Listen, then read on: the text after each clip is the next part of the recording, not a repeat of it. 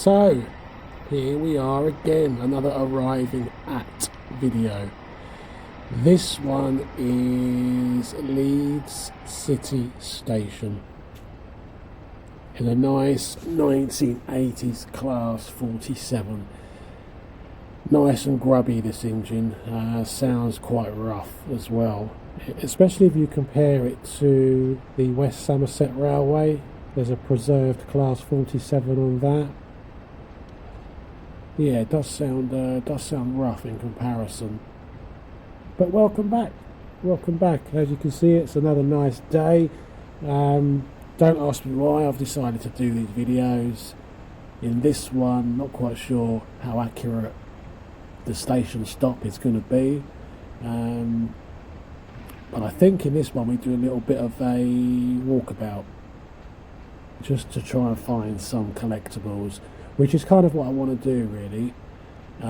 Plus also kind of just meander through Train Sim World and try and do an arriving at video for all the stations. Now that is a challenge, considering that I've not even touched the European railways or the American stuff, so that would be a challenge.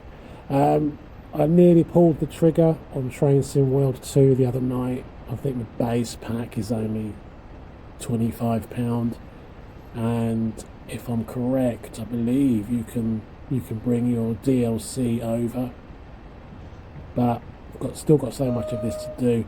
Quite a few achievements. I want to go back to the Somerset Railway as well, and I want to try and put some time in on the shunter. Is it a Class 08, I believe? Yeah, possibly. So here we are at Leeds. Not a place I've ever visited.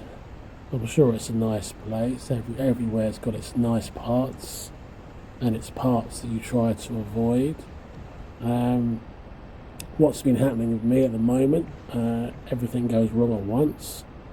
Central heating, the boiler packed up, and the heating at work was also packed up, which quite annoying really.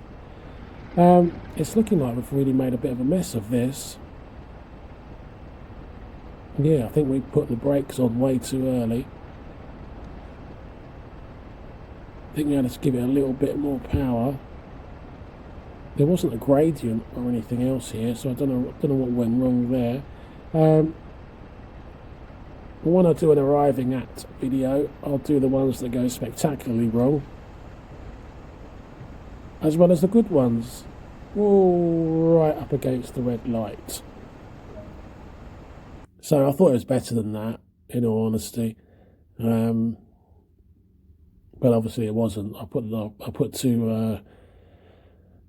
the brakes on too early by the look of that.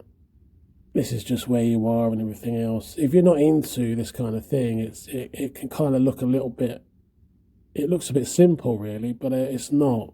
It's quite a major skill, really, to get these things to do what you want them to do. And you mustn't forget that the physics engine involved in these games, even going back to Microsoft's Train Sim, is all about the way everything interacts with each other, and that to get that kind of feeling of inertia. Can't quite explain it, but there's a lot going on in these kind of simulators. So yeah, we've got a big oil train here. Fossil fuel pornography going on here. Here we go, we've got some collectibles. No, got too excited there.